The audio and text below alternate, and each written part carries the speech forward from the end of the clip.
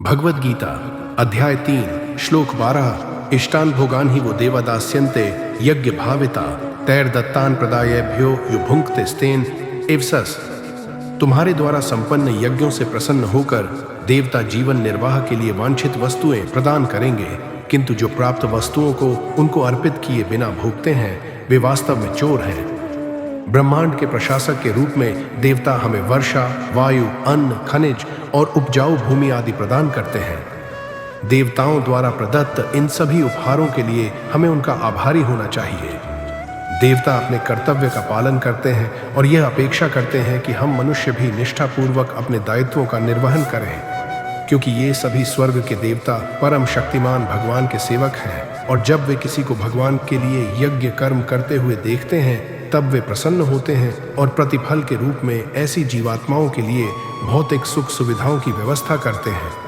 इसलिए यह कहा जाता है कि जब हम दृढ़ संकल्प के साथ भगवान की सेवा करते हैं तब ब्रह्मांड की सभी शक्तियां हमारी सहायता करना आरंभ कर देती हैं।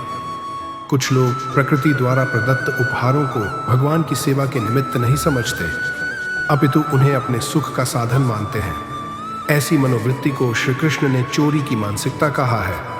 प्रायः लोग यह प्रश्न करते हैं, मैं सदाचार का जीवन व्यतीत करता हूँ, मैं किसी का अहित नहीं करता और न ही मैं कोई चोरी करता हूँ, किंतु मैं न तो भगवान की उपासना में विश्वास करता हूँ और न ही भगवान के अस्तित्व में, तब मैं क्या कुछ अनुचित कर रहा हूँ?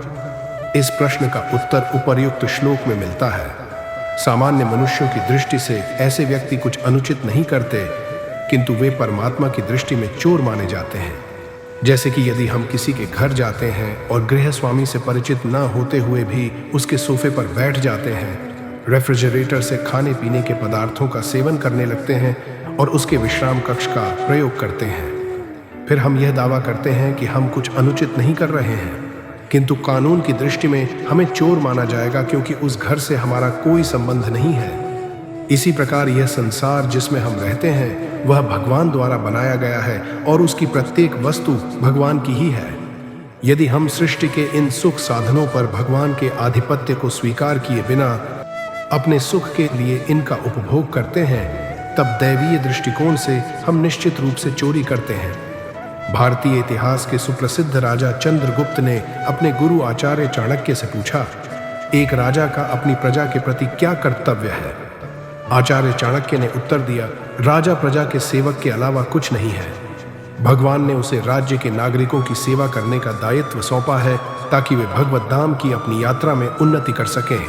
चाहे कोई राजा, व्यवसायी, किसान या श्रमिक हो, सभी व्यक्ति भगवान के संसार के अभिन्न अंग हैं और उनसे परमात्मा की सेवा के रूप में अपने कर्तव्यों का पालन करने की अपेक्षा की जाती है।